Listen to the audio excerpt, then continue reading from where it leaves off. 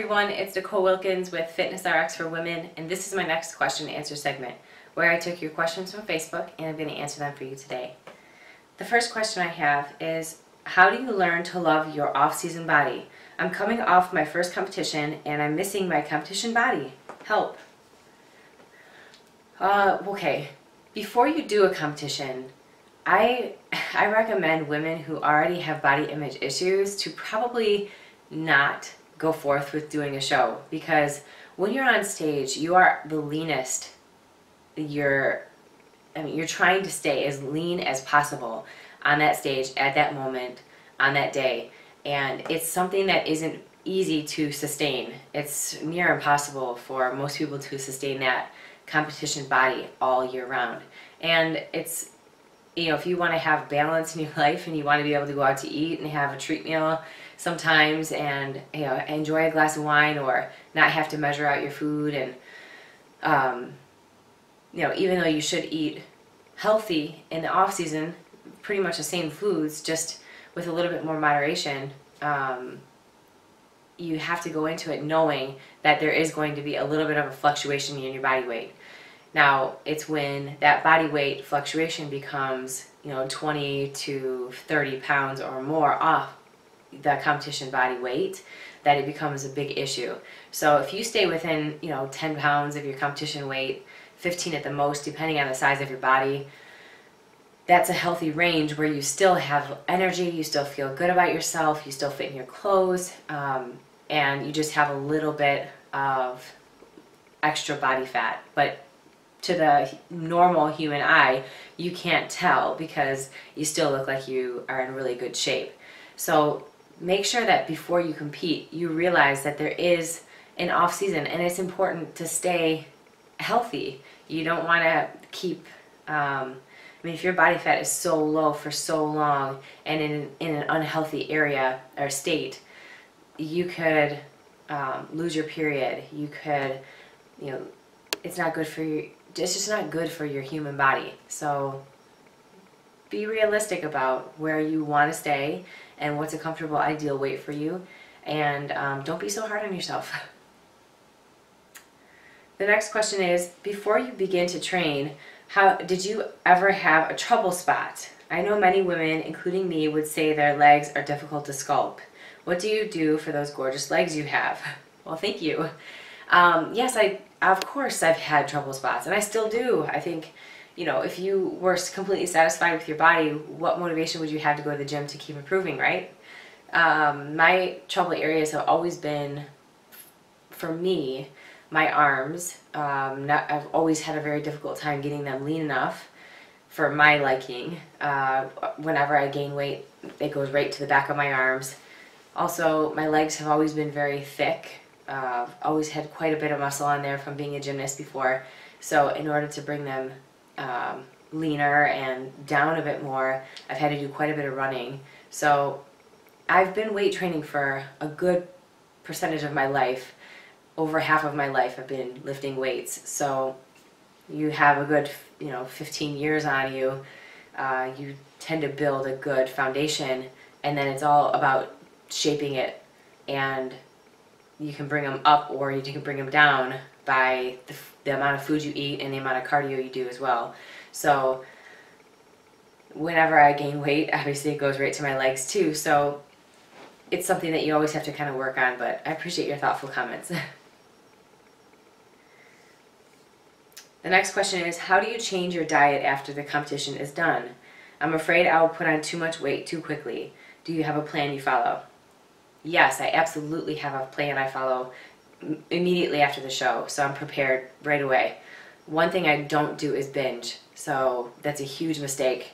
It's a great way to gain a ton of weight really quick because your body is at such a depleted state. You've been eating so perfectly clean for so long that when you have high fat and high sodium and high sugar foods that your body isn't used to, you can put weight on very easy, along with a surplus of calories that your body just hasn't been accustomed to for a while.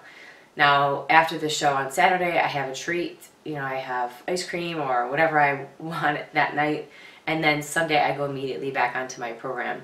And then it's a gradual process. So I start, you know, kind of what I was doing 2 weeks before the show, and then as the weeks go on, you know, the cardio amount will slowly decrease, and then the calories will slowly increase, and kind of play around with how your body responds and where your weight is going, and you can increase or decrease the amount of calories and the amount of training you're doing to kind of sustain a comfortable body weight and feeling a comfortable body over the long haul. But I still eat every few hours. I still measure my foods out. I still eat the same type of foods. I do have treats, you know, I have cheat meals every once in a while. It's not every week. It's just kind of random. And yeah, I mean, it's something that just because the competition's over, you don't just kind of throw it out the window and just eat whatever the heck you want, because your body will definitely rebound very quickly. The next one is, congratulations. Now we are hearing more and more about conditioning. What did you do exactly to improve your conditioning? Number of days, length of time, heart rate, etc. Well, when she mentions conditioning, she's meaning degree of body fat. And throughout my entire career, the judge's critique for me has always been, Nicole, you need to come in a little bit leaner, meaning a little bit less body fat. I've always been on the softer side of figure, which has benefited me because my shape has still been okay, enough to kind of carry me through. But at this point, in order to gain back the Olympia title, I really needed to work on my conditioning. And a lot of it had to do with just a combination of everything. Like I said, I did carb cycling, so there were days where I had higher carbs, days where I had lower carbs. I was doing cardio split, so toward the end of the preparation, we were trying to bring my legs down a bit more. So we were doing quite a bit more running, but in order for my metabolism to stay elevated throughout the day, we split it up. So I would go in the morning and do a part of the session, and then weight train in the afternoon, and then do another session at night, just to kind of keep that metabolism running. The weight training workouts were higher volume than I was used to. The type of foods I was eating were much different than before. I was keeping my heart rate about 145 when I was doing cardio, so I really didn't do as much high intensity interval training as I had in the past, and part of that was because I have a kind of a bum hamstring on the left side that was really giving me trouble throughout the entire prep, so I had to be careful not to injure that worse. I had mentioned before, I eliminated all artificial sweeteners, and that made a huge difference for me. I mean, just every single aspect of my training was different than I had done before, and it really kind of shocked my body. And we were very meticulous. We were taking progress photos every single morning, sometimes twice a day. I didn't miss a meal. I didn't miss a training session.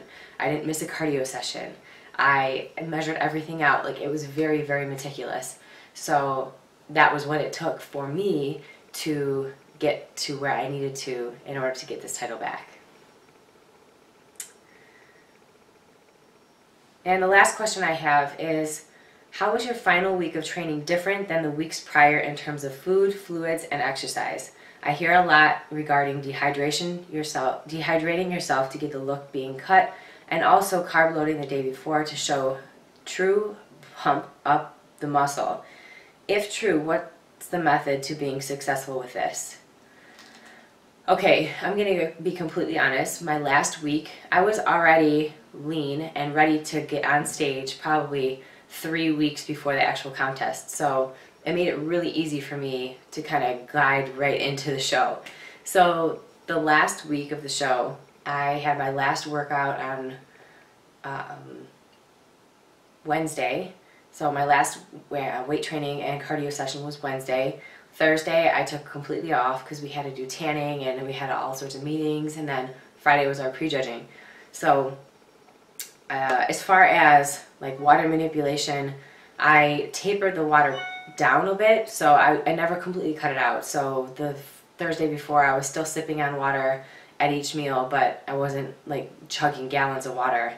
I didn't take one water pill. I was already lean, so I was already in shape, so there wasn't a whole lot for me to do.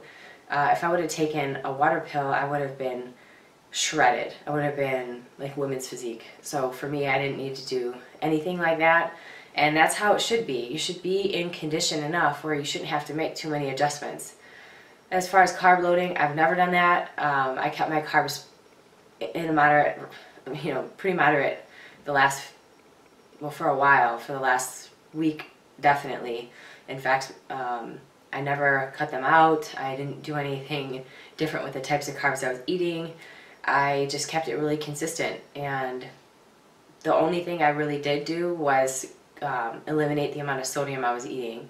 So that helped kind of get rid of any extra water that could be subcutaneous under the skin. And also, like, I hold water in my glutes and my legs, so that was the only thing I did. I just kind of rode into the show and coasted in. I had a lot of energy on stage and I felt really good.